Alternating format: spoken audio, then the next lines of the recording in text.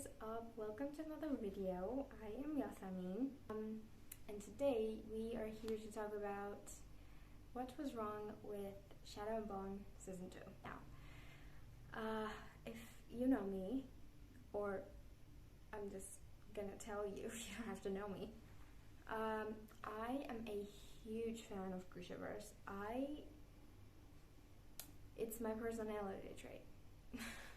I just love them to my very core, and Season 2 actually did hurt my feelings, and here's why.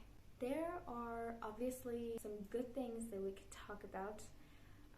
We're gonna talk about them first because it was obviously nice, and if I want to compare it to other adaptations, I think Shadow and Bone just is good overall, but I think they did dirty a little bit on the storylines. Now, the good things about the show are definitely the character dynamics together.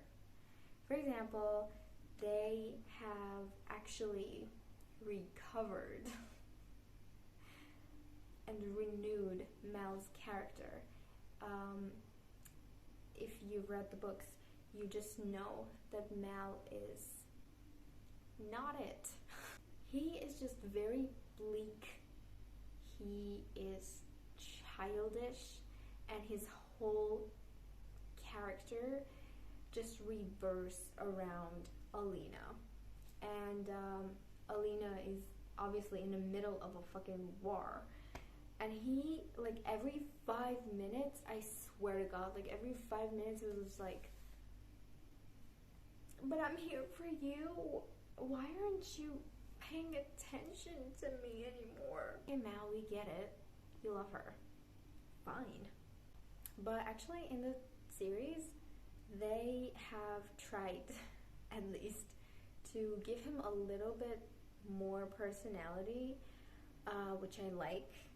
Also, their love story is a little bit more like will they, won't they, little thingy. In the books, it's just like, okay, we love each other. That's it. Okay. I think it's just good. One of the other things that I love more in the series than in the books is the relationship between Nikolai and Alina. Because, like it or not, in the books, there's a little bit of like a love triangle that I always hated, because we obviously just know that Nikolai is better than Mal, but we also know that Alina just loves Mal. And the whole love triangle thingy just feels very unnecessary, which they fixed in the show. And in the show, we just immediately know that whatever is between them is pure friendship, and they respect each other. They even like have a little friendship with even Mal. Like, Nikolai is just like friends with Mal now, which is really cute. They had to do the line where Nikolai just says, I would like to kiss you, but when you were thinking about me instead of trying to forget him. Okay. All I'm saying, even if in the show they're like, okay, there's this proposal, and we're gonna say yes to that. When Alina said yes, I was like, wait, what? But, you know, thank God it didn't actually happen. It was just like a shock thingy. But even though that happened, it was pretty clear that they were both just doing it for the country and for the sake of winning the war and politics, and not just because they loved each other and stuff, because they didn't even like each other that way. They were just friends, which I really, really loved. Also, another thing I really love about the show, it's not something I love more in the show than in the books, but I still love it in the show, and that is Wesper. Wylan and Jesper, yes, we love them. Those kings, okay? Whatever they do, I just love them, no matter what. But something happened, and I could not get a grip. I was yelling at the screen. I was like, what? Why? I was so mad. I'm still mad at Netflix for being Netflix and doing that.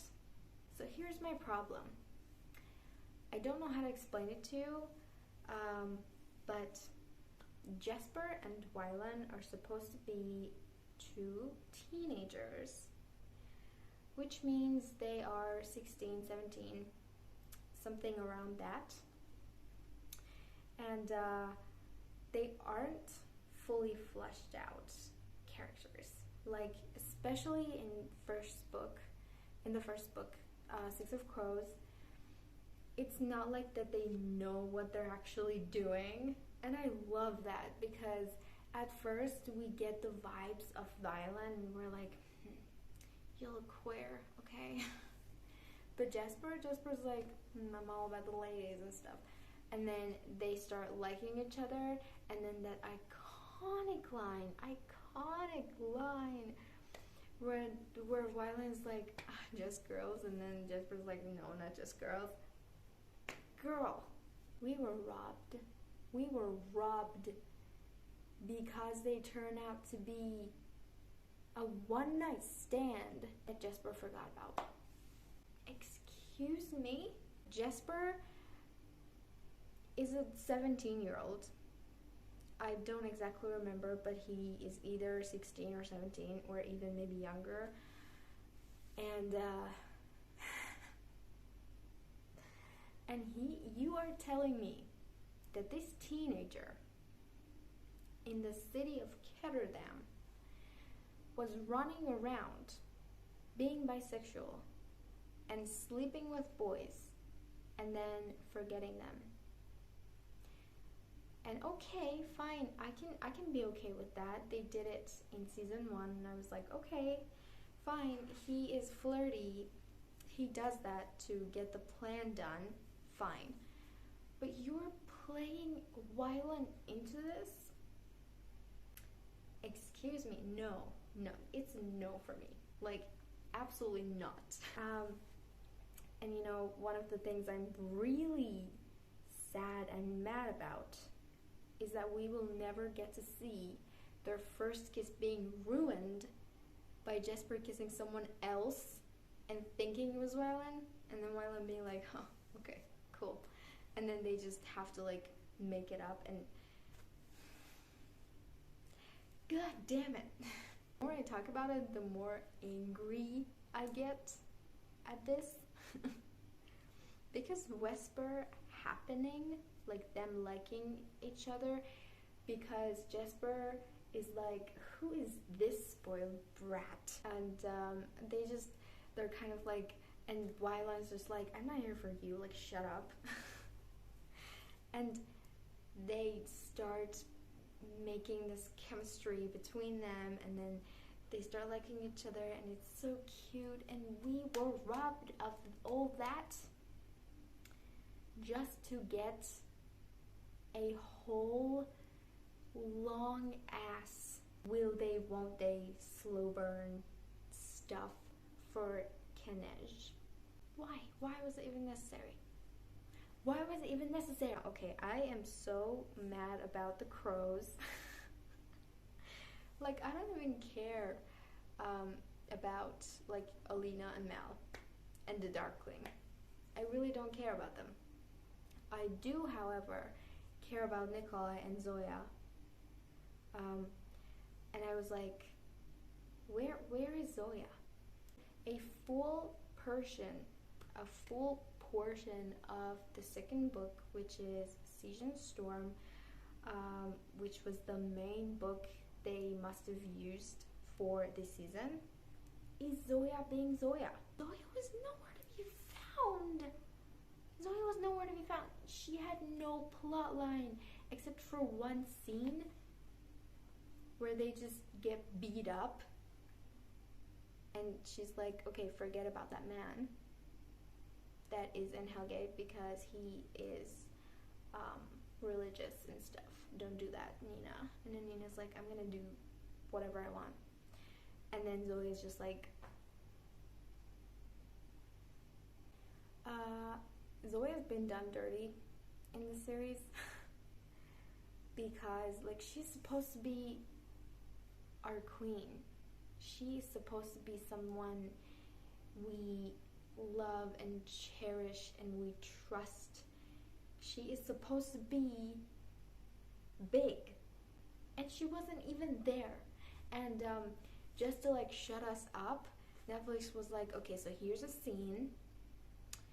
There's Zoya and there's Inej. Fight. There you have it, fans. Two silly queens fighting. No, that's not what we wanted, but okay, I'll take that. Thank you. I have so much rambling to do.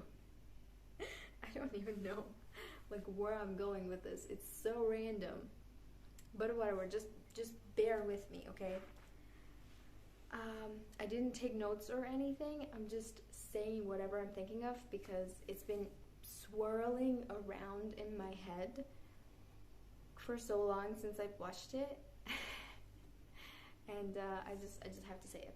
One major, like, big ass problem I have with the season is that what the hell are you doing? It's supposed to be Shadow and Bone plus Six of Crows. What the hell are you doing with the whole plot of King of Scars? So right in the beginning, we're like, oh, the fold's expanding. No, it's not. That's supposed to happen years after. So many years after. It's not supposed to happen. Zoya's aunt was one of the things that like brought me to tears when I read the duology, because it was like a big portion of like Zoe's life and Zoe's character being fleshed out to us and we getting to connect with her. And I don't know if they're using it as like a foreshadowing or they're just like mentioning it and like moving on. But Zoya's aunt just disappears when the fold expands. There was a whole storyline there, which you already know if you've read the books. I don't really have to go there, but it's really deep and really helps Zoya's character to be known to the readers. And in the show, Nina's just like sitting next to Zoya and then be like, oh, I'm so sorry about your aunt because the fold expanded and she like poofed.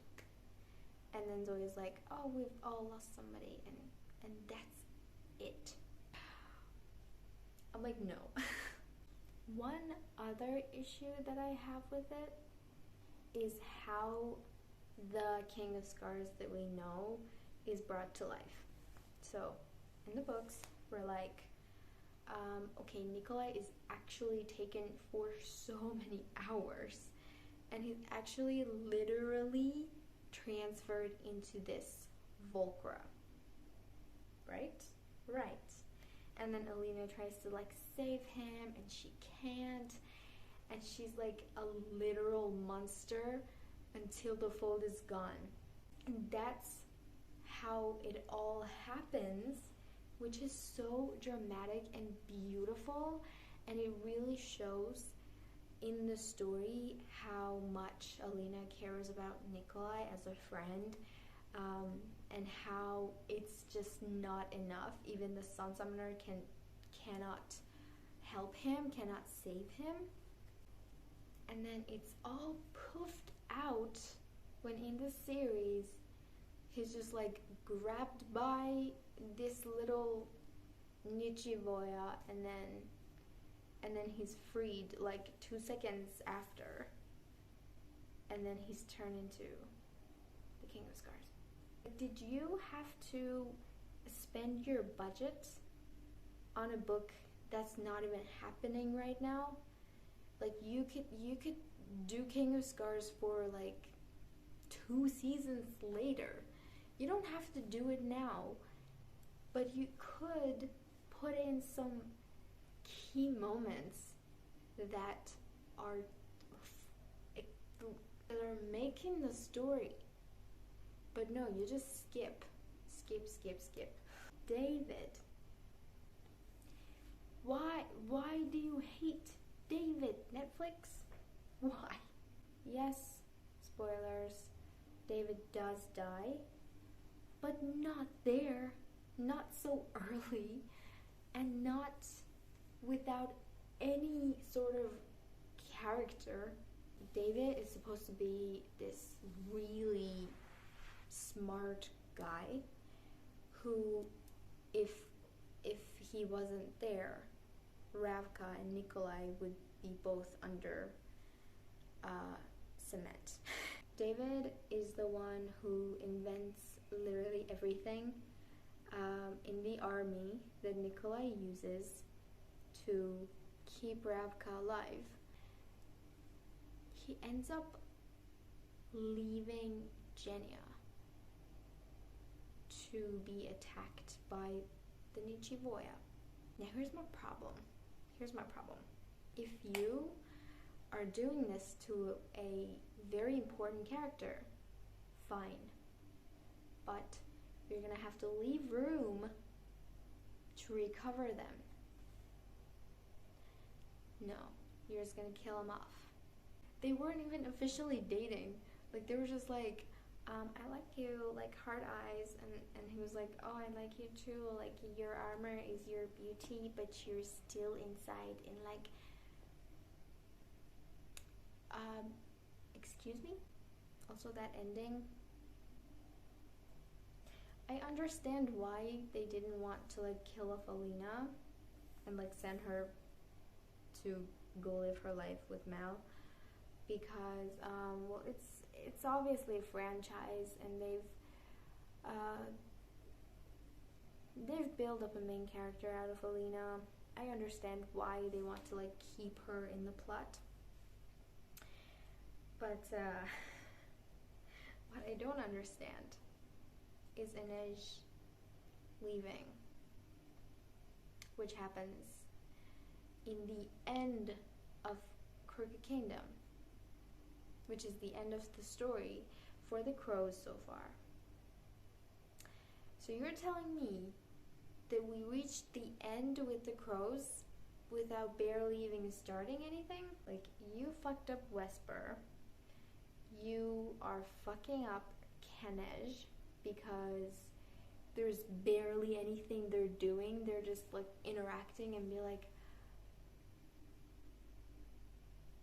no.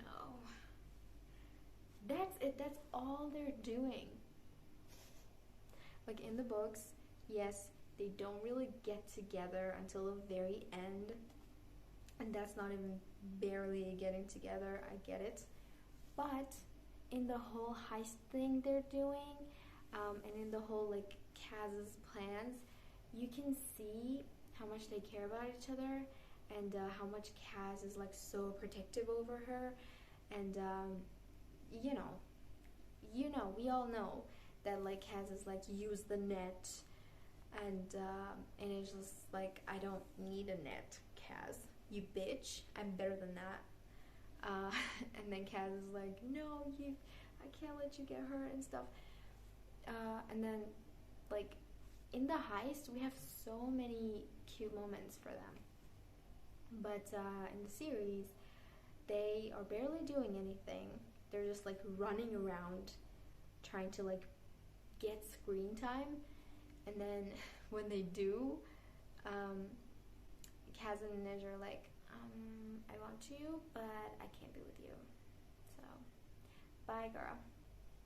There's Matthias. It makes me so sad. Whenever I think of Matthias, I'm like, that little poor baby. Because we all know what happens to him in the books.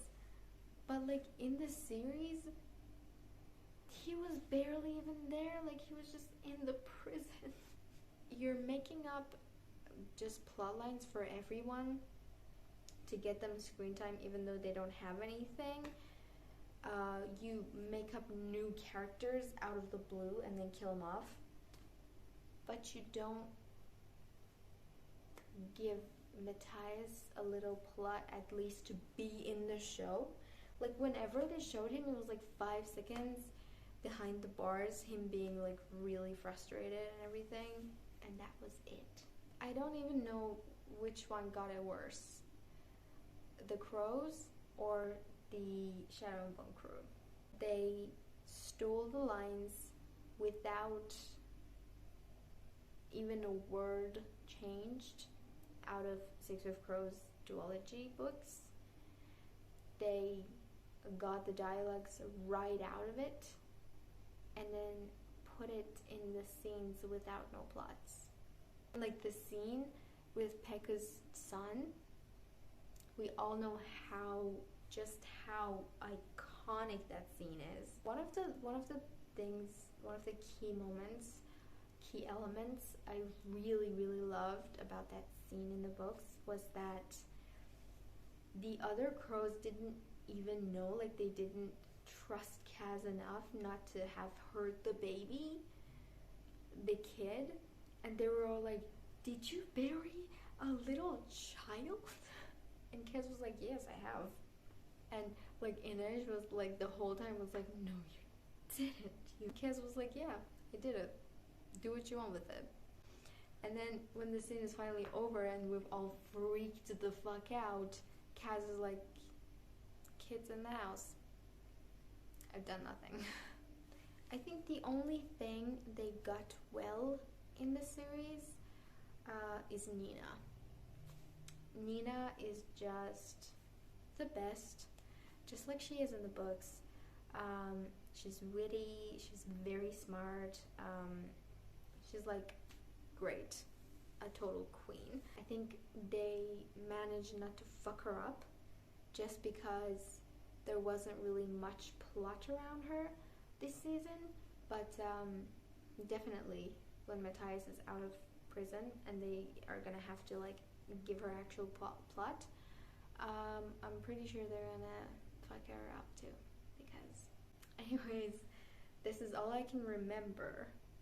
If I remember more and realize I didn't say it in the video, I'm gonna be so mad at myself. This is it. This is for today's video. I hope you enjoyed it. I hope you just had a good time with me rambling, ranting about why it wasn't good enough for us. And I'll see you in another video soon. Bye for now.